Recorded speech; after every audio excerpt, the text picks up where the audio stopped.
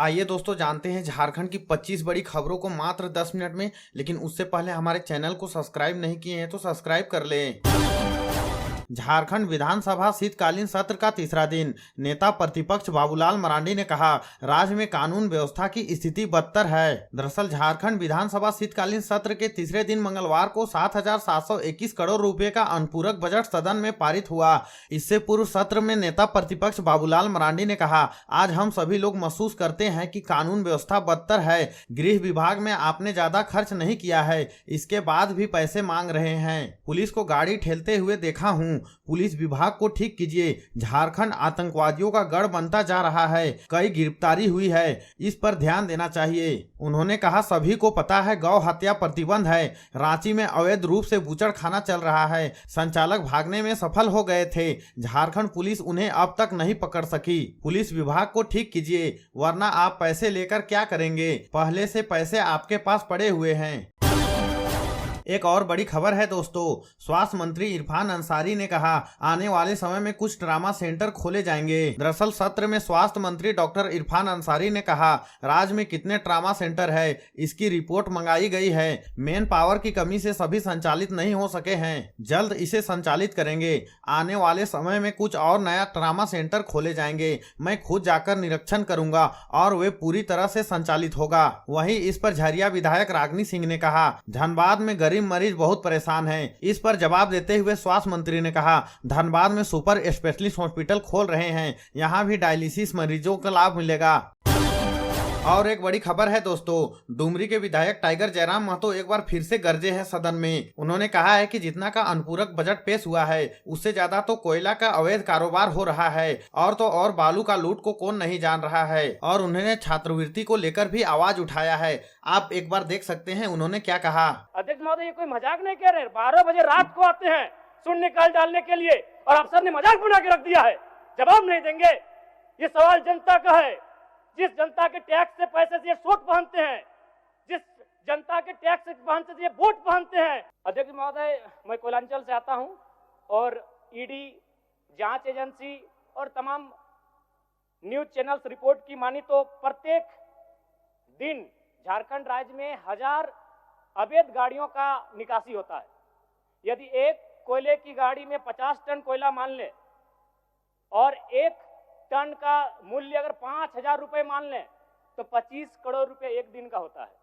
अगर 365 से गुना करते हैं तो 9,125 करोड़ रुपए होता है अध्यक्ष महोदय, यानी लगभग 9,000 करोड़ रुपए, जो कि आपके अनुपूरक बजट से ज्यादा होता है। यानी कोयलांचल से इतनी अवैध मात्रा में कोयला का कारोबार हो रहा है। अगर उस पर सरकार नियंत्रण कर ले तो आपका एक अनुपूरक बजट के बराबर वो राशि होती है, वो राजस्व आपको फायदा होगा। अध्यक्ष महोदय, अगर बालू की बात करें तो वो तो सरेआम है, सब अपनी आंखों से देखते हैं। एक दो अधिकारी ईमानदार होंगे तो भाई उनको जोहार होगा। बाकी अगर कोई भी बालू ट्रैक्टर, विशेषकर ट्रैक्टर से बालू की ढुलाई होती है तो हमें लगता है एक बालू गाड़ी 3-4 थाना क्षेत्रों से पार होता है, और कोई थाना प्रभारी ऐसा नहीं है जिसका मंथली पर महीने का इनकम 3 लाख से 5 लाख रुपए केवल अवैध बालू से हो रहा है। अतः सरकार को, मैं मानता हूं कि सरकार का खजाना खाली है, तो अगर खाली है तो इस प्रकार अगर लूट की छूट होगी, जो सरकार के खजाना में आना चाहिए था वो थाना प्रभारी के जेब में जाएगा, वो पदाधिकारियों की जेब में जाएगा। तो इसी प्रकार हम लोग छात्रों से कलेक्शन करेंगे अध्यक्ष महोदय। अब इसको भी झूठ मत कहिएगा, अखबार में दिया था कि जैक ने 35% 10th और इंटर का शुल्क बढ़ाया। मैट्रिक का शुल्क था 980, शुल्क कर दिया गया 1180। इंटर का शुल्क था 1100, शुल्क कर दिया गया 1400। मैं तो सबसे पहले कहूंगा कि जो शुल्क पुराना था अविलंब शुल्क बढ़ोतरी पर रोक लगाया जाए। अध्यक्ष महोदय, आज छात्रवृत्ति नहीं मिला है छात्रों को। आज राज्य सरकार और केंद्र पक्ष वाले यानी विपक्ष वाले एक दूसरे पे दोषारोपण कर रहे हैं। इस दोषारोपण के बीच इस राज्य का भविष्य क्यों उलझेगा अध्यक्ष महोदय? आज 2 वर्षों से छात्रवृत्ति नहीं मिल पाई है, इसका निराकरण होना चाहिए। और बिल्कुल बड़े शर्म और दुर्भाग्य की बात है कि जिस राज्य का युवा, जिस राज्य का भविष्य स्कॉलरशिप नहीं मिलने से परेशान है, हताश है, उस राज्य के विधायक 4 करोड़ 32 लाख के आवास में रहेंगे। ये कितना बड़ा दुर्भाग्य की बात है। आज आंदोलनकारी लगातार अपनी आवाज को बुलंद कर रहे हैं, जिन्होंने अपने लहू से इस राज्य को सींचा, अपने खून से इस राज्य को बनाया। आज जो 3,500 का पेंशन प्राप्त कर रहे हैं, और जिस राज्य के मंत्री 6 करोड़ के आवास में रहेंगे और उस राज्य के आंदोलनकारी सम्मान नहीं पाएंगे जिन्होंने लहू से राज्य बनाया है, यह अभी दुर्भाग्य का विषय। अध्यक्ष महोदय, चाहे मान्य सदस्य सबको एक्स्ट्रा टाइम मिला है, इतने संक्षिप्त करिए आप। चलिए ठीक है। अध्यक्ष महोदय, बड़े सौभाग्य से हम 2 मंत्रियों के बीच में आते हैं। 32 और 34 दोनों साथ बैठे हैं, हमेशा यूं ही साथ बैठे हैं, हमारी शुभकामनाएं। एक ही कुर्सी में बैठे हैं और दोनों के बीच हम आते हैं 33। एक बार भी मंत्री महोदय मेरे विधानसभा में गए नहीं। क्यों नहीं गए? योजना ही नहीं है, इनका दोष नहीं है। मेरे विधानसभा में कोई नई योजना, किसी के विधानसभा में मंत्री पद का कार्य क्या है? सिर्फ अपना विधानसभा नहीं होता है, कम से कम साल भर हो चुका है, एक विधानसभा तो इनको विजिट करना चाहिए था, अपने पड़ोस के जिले को तो विजिट करना चाहिए था। तो ये तो सच्चाई है। अध्यक्ष महोदय, एक दिन राजा साहब और हमारी गाड़ी का टक्कर हो जाता, इतना रफ्तार में आए, बोले कि नहीं राजा साहब को तो शून्यकाल डालने नहीं देंगे, इनसे पहले हम जाएंगे। अध्यक्ष महोदय, ये कोई मजाक नहीं कह रहे। 12 बजे रात को आते हैं शून्यकाल डालने के लिए और अफसर ने मजाक बना के रख दिया है, जवाब नहीं देंगे। ये सवाल जनता का है। जिस जनता के टैक्स से पैसे से ये सूट पहनते हैं, जिस जनता के टैक्स से पहनते से ये बूट पहनते हैं, कोट पहनते हैं, उस जनता का सवाल है। और जनता का सवाल का उत्तर नहीं देते अफसर। जो ईमानदार है उनको यहां से जोहार है, लेकिन जिन्होंने जब अपनी जिम्मेदारी का निर्वहन नहीं किया है उन पर कार्रवाई करिए। अध्यक्ष महोदय, 12 बजे रात को हम लोग सवाल डालते हैं। चलिए। और अगली खबर मौसम से है। झारखंड में लगातार गिर रहा है पारा, कोहरा और सिहरन बढ़ी। 5.2 डिग्री पहुंचा गुमला का पारा। 6 जिलों में छाई रहेगी धुंध और कपकपी हवा। दरअसल राज्य में ठंड का असर तेज कर दिया है। मौसम केंद्र रांची के रिपोर्ट के अनुसार प्रदेश में न्यूनतम तापमान लगातार नीचे जा रहा है। गुमला जिले में न्यूनतम तापमान 5.2 डिग्री रिकॉर्ड किया गया, जो पूरे राज्य में सबसे कम रहा। वहीं चाईबासा में दिन का अधिकतम तापमान 29 डिग्री सेल्सियस दर्ज किया गया। और अगली खबर आपसे जुड़ी हुई है दोस्तों। दरअसल अभी साइबर क्राइम तेजी से बढ़ रहा है। कोडरमा में रिटायर बैंक अधिकारी से 51 लाख की ठगी। दंपति को 2 दिन तक रखा डिजिटल अरेस्ट। अवैध लेन देन मनी लॉन्ड्रिंग के नाम पर डराया।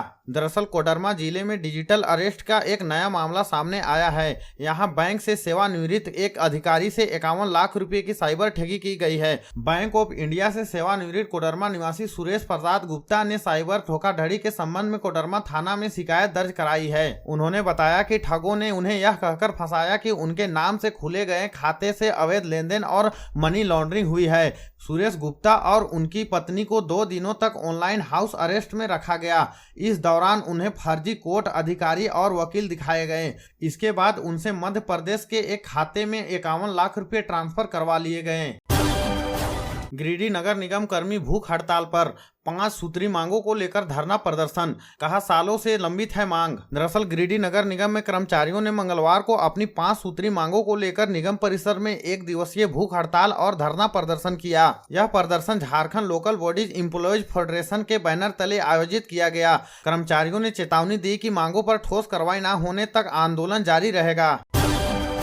गौतम अडानी ने धनबाद IIT ISM के लिए किए 2 बड़े ऐलान। बोले झारखंड में बहुत है अपॉर्चुनिटी। दरअसल उद्योगपति गौतम अडानी मंगलवार को धनबाद में IIT ISM के शताब्दी वर्ष समारोह में पहुंचे। उन्होंने IIT ISM धनबाद के तीसरे वर्ष के विद्यार्थियों के लिए 50 वार्षिक और पेड इंटर्नशिप की घोषणा की। साथ ही संस्थान में Adani 3S mining excellence centre स्थापित करने की घोषणा की, जो खनन प्रौद्योगिकी और शोध को नई दिशा देगा।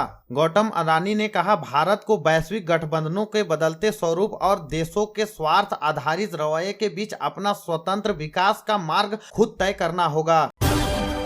कृषि मंत्री ने कहा सीएम के निर्देश पर 1-1 लाख रुपए की राशि जल्द दी जाएगी खाते में। दरअसल गोवा के नाइट क्लब में गैस सिलेंडर फटने से झारखंड के 3 युवाओं की मौत हो गई थी। मौत के बाद सोमवार की सुबह मृतकों का शव रांची एयरपोर्ट पहुंचा।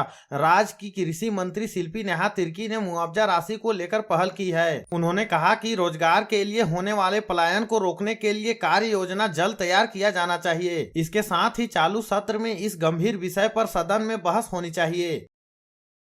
धनबाद में 3 साइबर अपराधी गिरफ्तार। फर्जी एप्स और लिंक भेजकर करते थे ठगी। 8 मोबाइल बरामद। दरअसल धनबाद साइबर पुलिस ने साइबर ठगी के खिलाफ बड़ी कार्रवाई करते हुए 3 अपराधियों को गिरफ्तार किया है। ये अपराधी शहर के विभिन्न हिस्सों में किराए के मकान लेकर ठगी का अंजाम देते थे। पुलिस ने इनके पास से 8 मोबाइल व 6 सिम कार्ड और 2 बाइक बरामद की है। अगली खबर क्रिकेट जगत से है। भारत ने 101 रन से पहला टी20 जीता। 74 रन ही बना सका साउथ अफ्रीका। हार्दिक की 50, बुमराह के 100 विकेट पूरे हुए। दरअसल भारत ने साउथ अफ्रीका को पहले टी20 में 101 रन से हराकर सीरीज में 1-0 से बढ़त बना ली है। टीम इंडिया ने 9वीं बार टी20 में 100 रन या इससे ज्यादा अंतर से जीता है। टी20 मैच 11 दिसंबर को चंडीगढ़ में खेला जाएगा। मंगलवार को कटक के बाराबती स्टेडियम में साउथ अफ्रीका ने बॉलिंग चुनी। भारत ने हार्दिक पांड्या की 50 के दम पर 6 विकेट खोकर 175 रन बनाए। जवाब में साउथ अफ्रीका ने 74 रन ही बनाकर सिमट गई।